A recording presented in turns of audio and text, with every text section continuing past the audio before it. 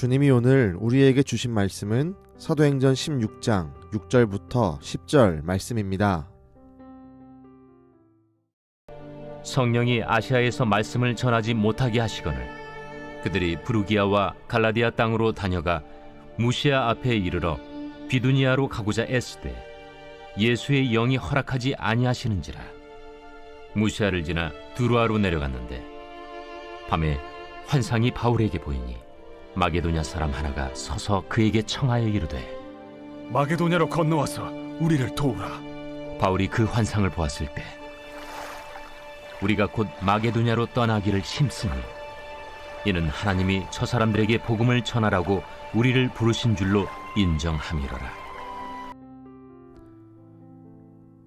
사도 바울은 아시아 지역, 지금으로 말하면 터키가 있는 곳으로 가서 복음을 전하길 원했습니다. 그런데 무슨 일에서인지 아시아 쪽으로 향하는 길들이 막혔습니다. 바울은 길을 돌이켜 부르기아와 갈라디아 지방을 지나서 무시아에 도착합니다. 그리고 그곳을 지나 비두니아 지방으로 향했습니다. 그러나 여기서도 예수의 영, 곧 성령이 길을 막아섰습니다. 그리고 그날 밤에 환상이 바울에게 나타납니다. 마게도니아 사람이 환상 속에 나타나 바울에게 도움을 요청하는 모습이었습니다. 바울은 그 환상이 하나님께서 주신 것임을 확신했습니다. 바울은 그 환상을 하나님의 응답이라 믿고 마게도냐 지역으로 떠나기를 힘씁니다. 사도 바울이 마음속에 품었던 지역은 아시아 지역입니다.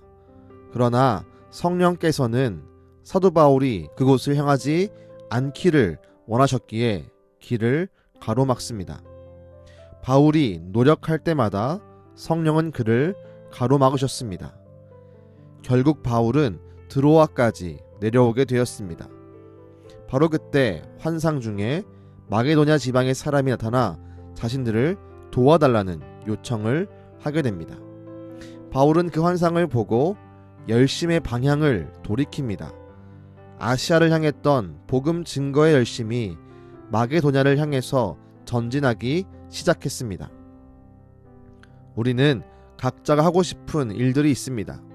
내가 무엇인가를 하고 싶기에 열심을 냅니다. 그러나 오늘 사도 바울처럼 그 길이 하나님에 의해서 막힐 때가 있습니다. 도저히 앞이 보이지 않고 전진할 수 없습니다. 열심이 있는데 죄를 짓는 일도 아니고 하나님께 영광이 될 것이 분명함에도 길이 보이지 않을 때가 있습니다. 그때 우린 절망하기보단 주님이 우리를 인도하시기를 소망해야 하고 그 인도하심에 순복해야 하는 신앙이 필요합니다.